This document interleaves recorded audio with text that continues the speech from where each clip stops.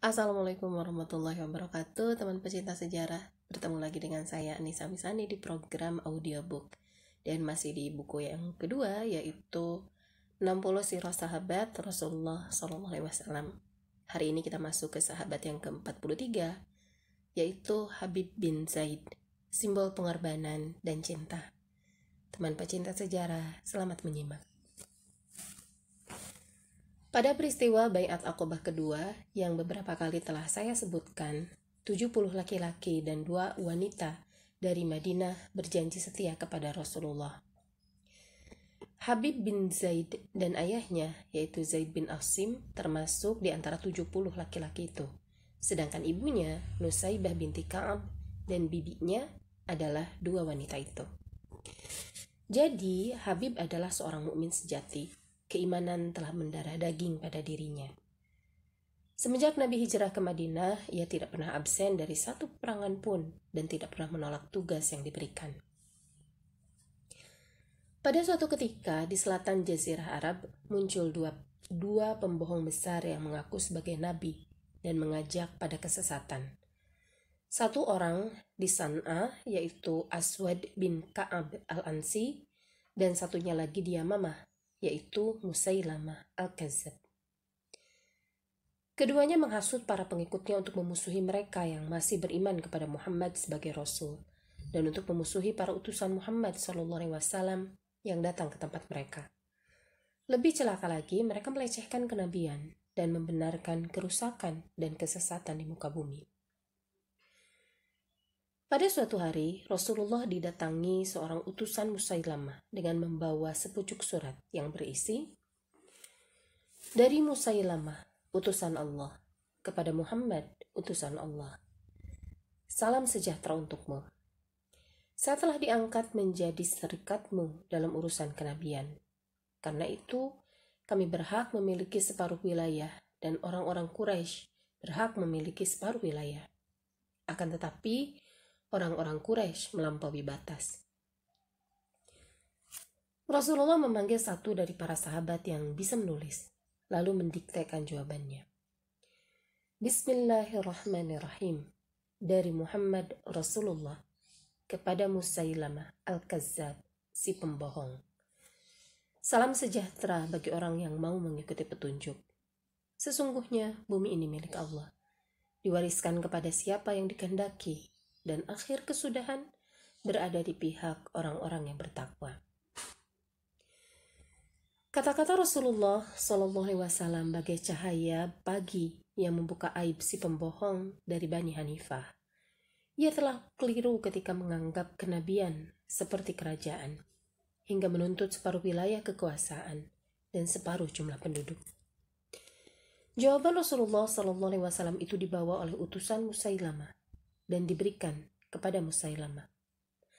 Membaca surat itu, Musailamah tidak menjadi sadar, tetapi semakin sesat dan menyesatkan.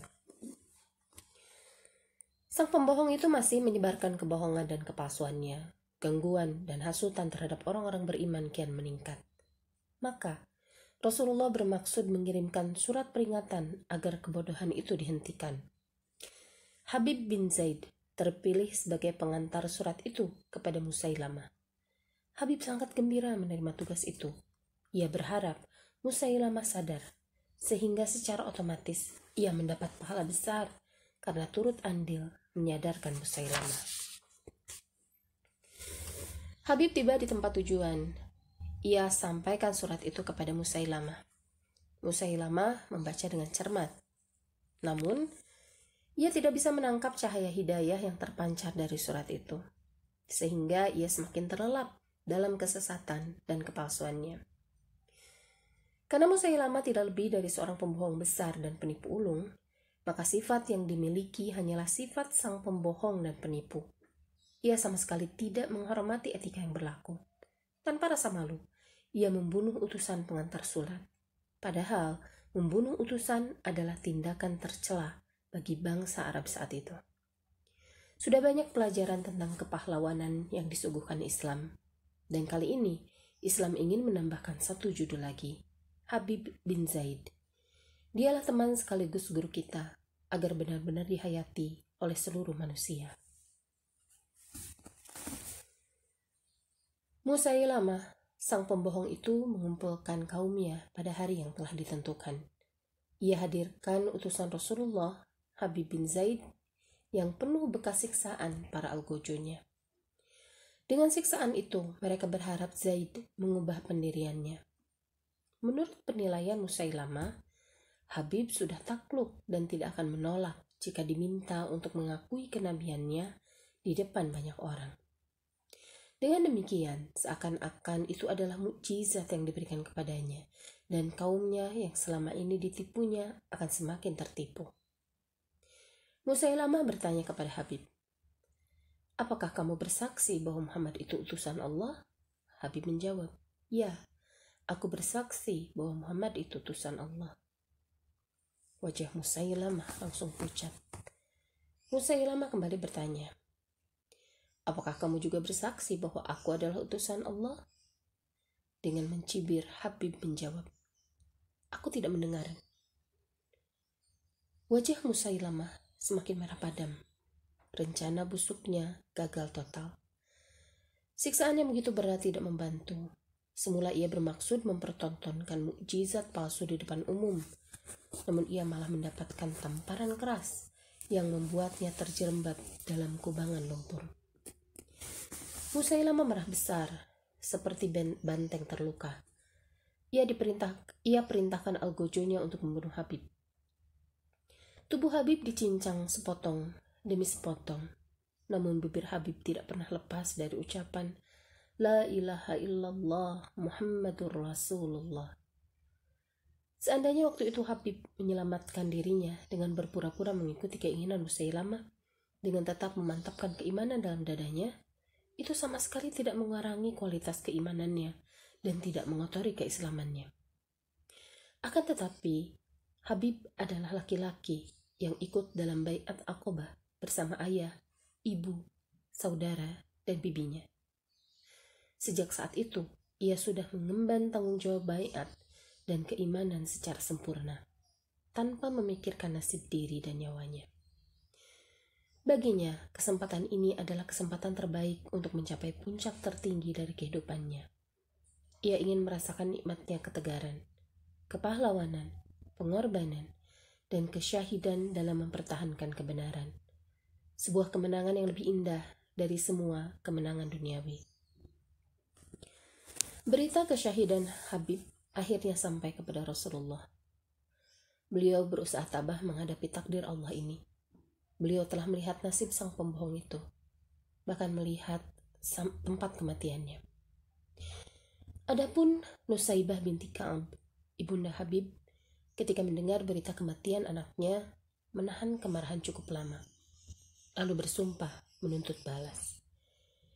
Ia bertekad menancapkan sendiri tombak dan pedang ke tubuh Musailamah. Langit menjadi saksi kekecewaan, kesabaran, dan ketabahan wanita itu. Sejak saat itu, ia bertekad untuk berada di samping wanita itu untuk melaksanakan sumpahnya. Waktu pun bergerak dengan cepat dan terjadilah pertempuran Yamamah.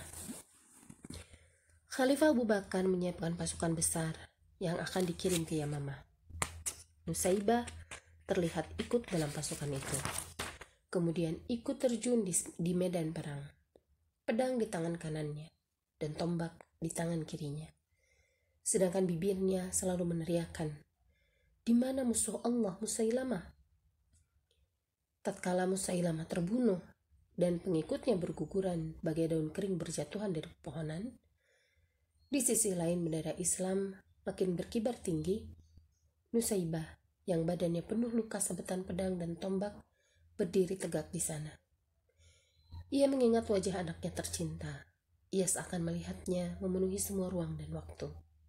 Setiap kali ia memandang bendera kemenangan yang berkibar, ia melihat wajah anaknya ikut berkibar dan tersenyum penuh kemenangan. Radhiyallahu anhu, Habib bin Zaid.